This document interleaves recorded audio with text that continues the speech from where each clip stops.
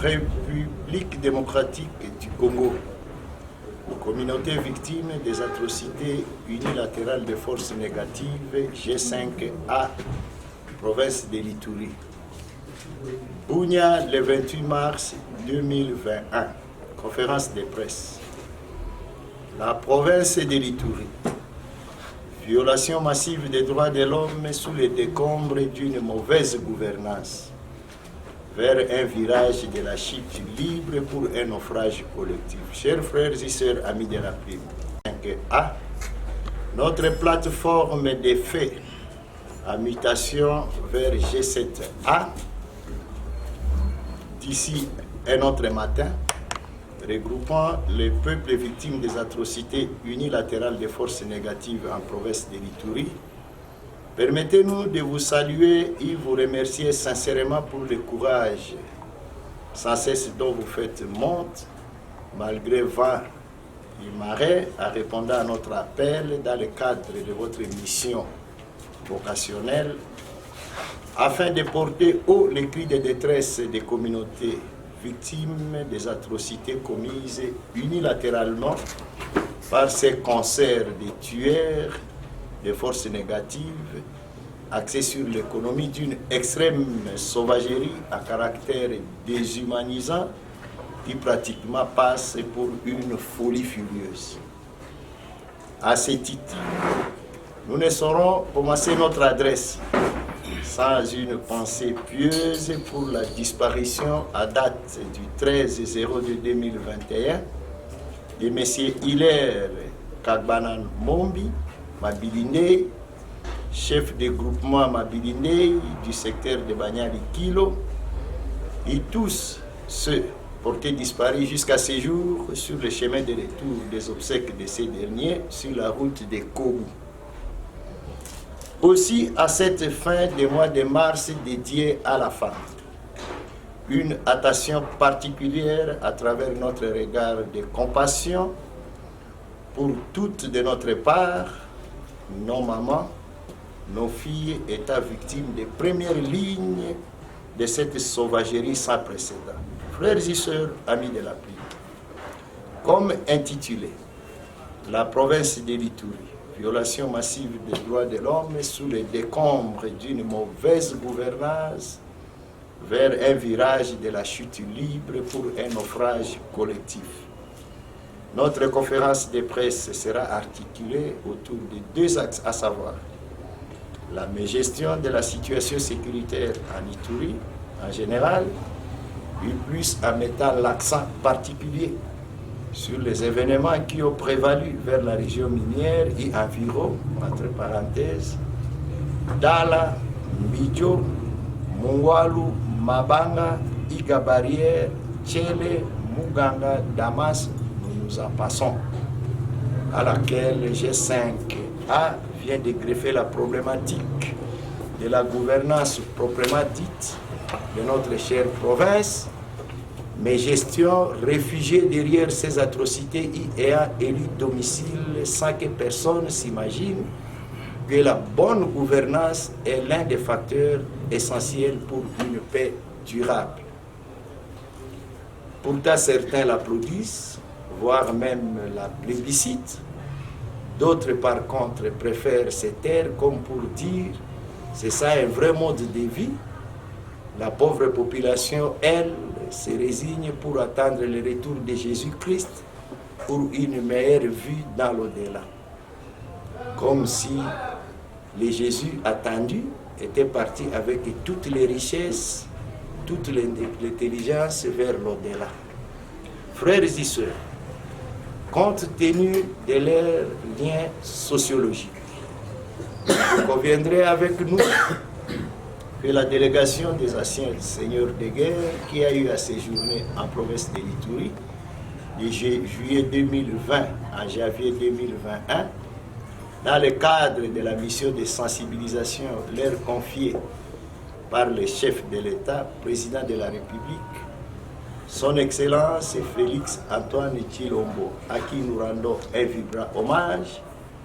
Les résultats escomptés à ce jour nous semblent très mitigés ils ne peuvent en aucun cas faire un jugement de valeur en se référant à cette hémorragie de violations massives des droits de l'homme qui s'en sont suivies. Pourtant, et a suscité un grand espoir dans l'esprit des communautés aussi bien locales que nationales, raison aussi du silence des observateurs des G5A pour éviter de tomber dans les pièges de nos détracteurs, prêts à nous coller des citations nuisibles à cas de moindre bruit. Une mission capitale qui constitue pour nous tous le point zéro d'enclenchement du processus d'une paix durable unilatérale et des atrocités révélant aussi un caractère unilatéral. Frères et sœurs, qu'à cela ne tienne, nous saluons les travaux abattus, aussi peut-être les risques pris par ces seigneurs de guerre compte tenu de la délicatesse d'une telle mission, mais l'opinion locale et nationale retiendra les constats ci-après de la part du G5A. 1. Foisonnement des milices Lendu de Codeco, Ibirachini et Kilima. 2. Institutionnalisation des forces négatives en province de l'Ituri, et plus particulièrement en territoire de Djougou, Irumu et Mahagi. 3. Persistance des tentatives de forcing des miliciens vers les zones aurifères. 4.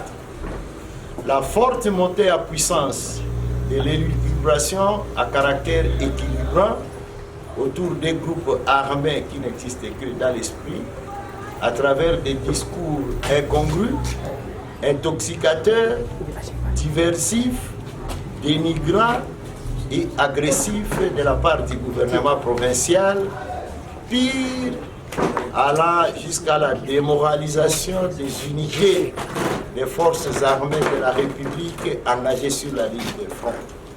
Il sied de noter aussi qu'en ce sens, le gouvernement provincial joue correctement son rôle d'avocat et d'officine politique des groupes armés qui endeuillent notre province, en accordant beaucoup plus d'importance aux effets collatéraux que de s'attaquer au principal de la situation qui déstabilise notre province, en justifiant l'injustifiable.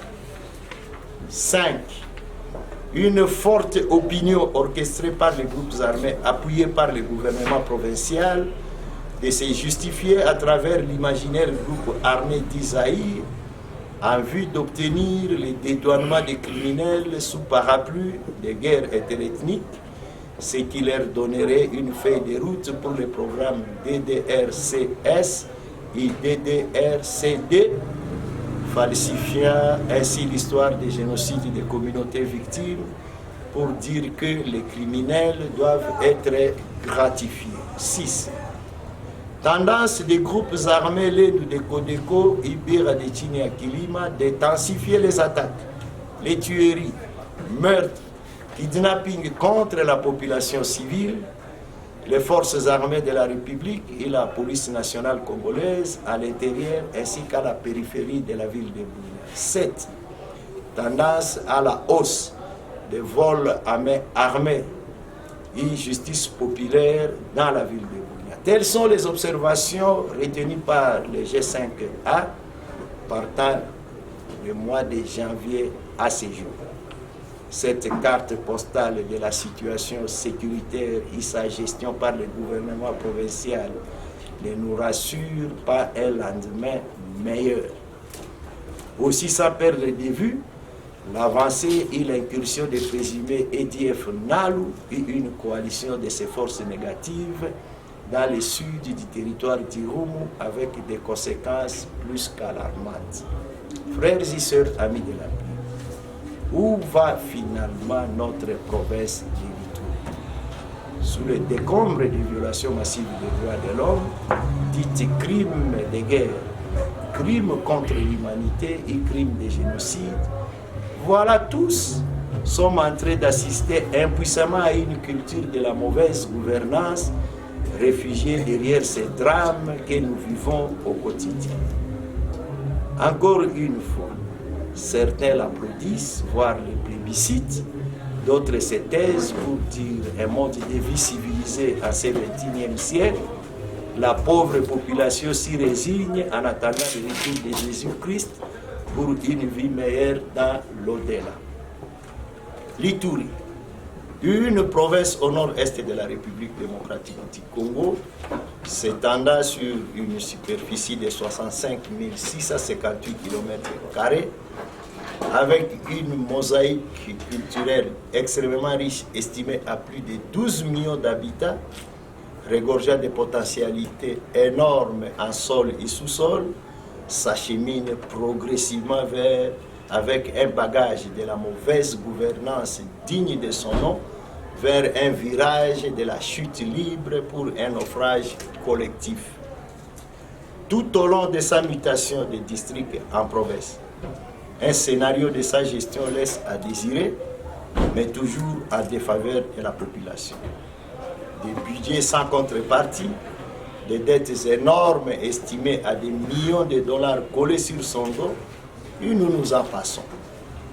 Les tracteurs destinés à la modernisation et mécanisation de l'agriculture, y compris les fonds qui l'accompagnaient, ont été partagés et privatisés dans un club d'amis au détriment des coopératives agricoles.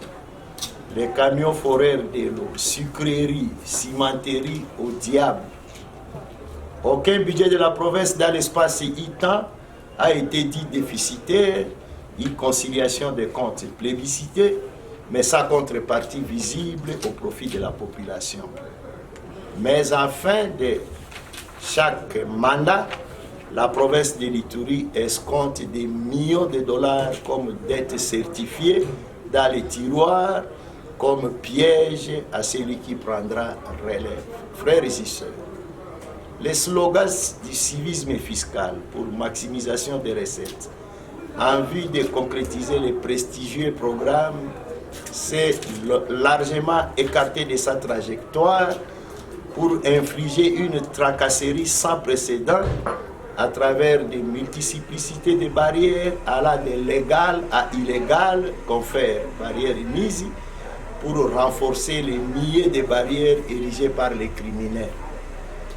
Des grognes entre les services d'assiette et régie financière font trop de bruit dans des bruits silencieux au Parlement debout, à ce sens où les violons ne s'accordent pas quant à la traçabilité des opérations, justifiées par la mobilité et multiplicité des comptes bancaires de la province d'une part, et de l'autre par suite au terrorisme administratif dont les acteurs des services d'assiette se reconnaissent victimes au mépris de leur dignité.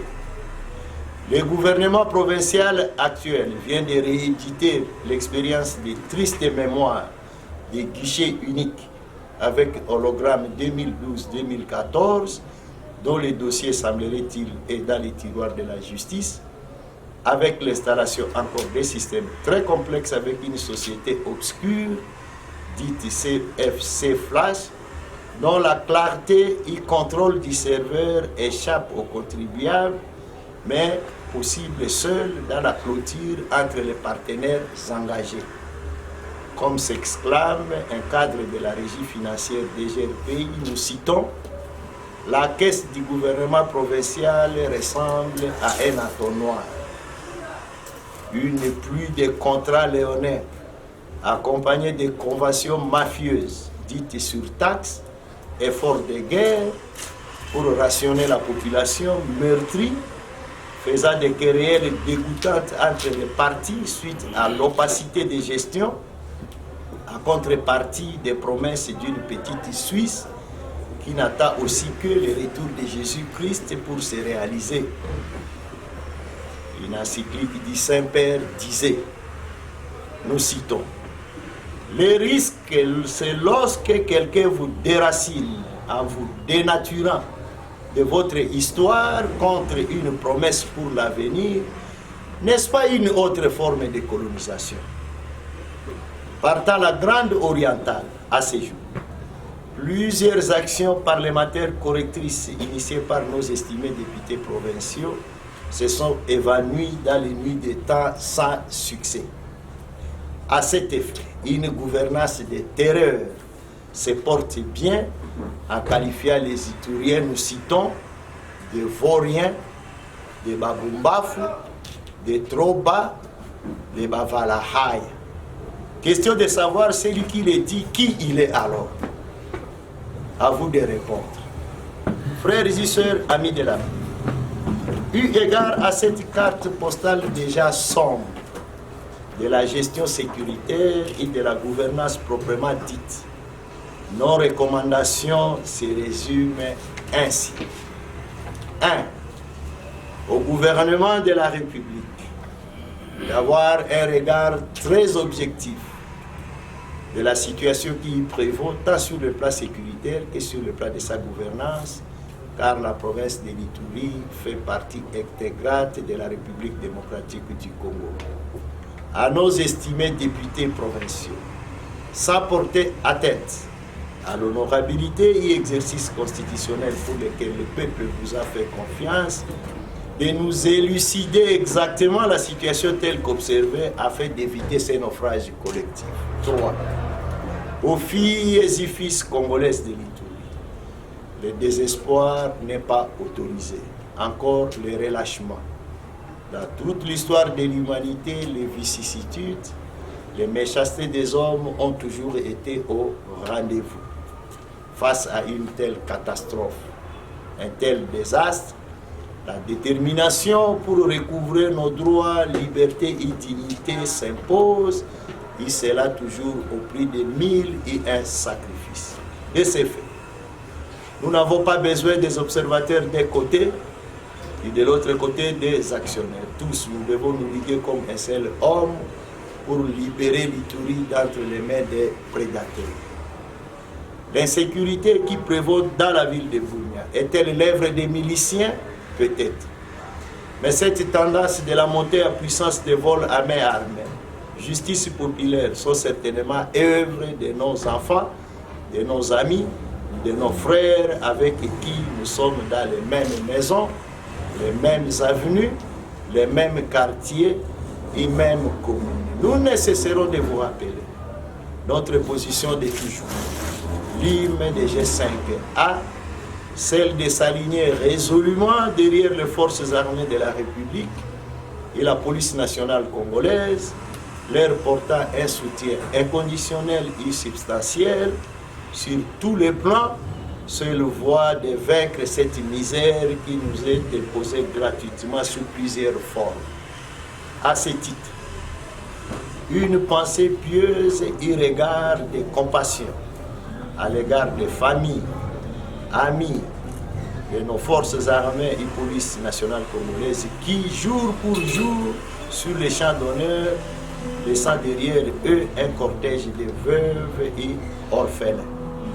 Pour dire, pour la dernière fois, nous exigeons encore la démission pire et simple du gouverneur Jabamani Saïd et son gouvernement.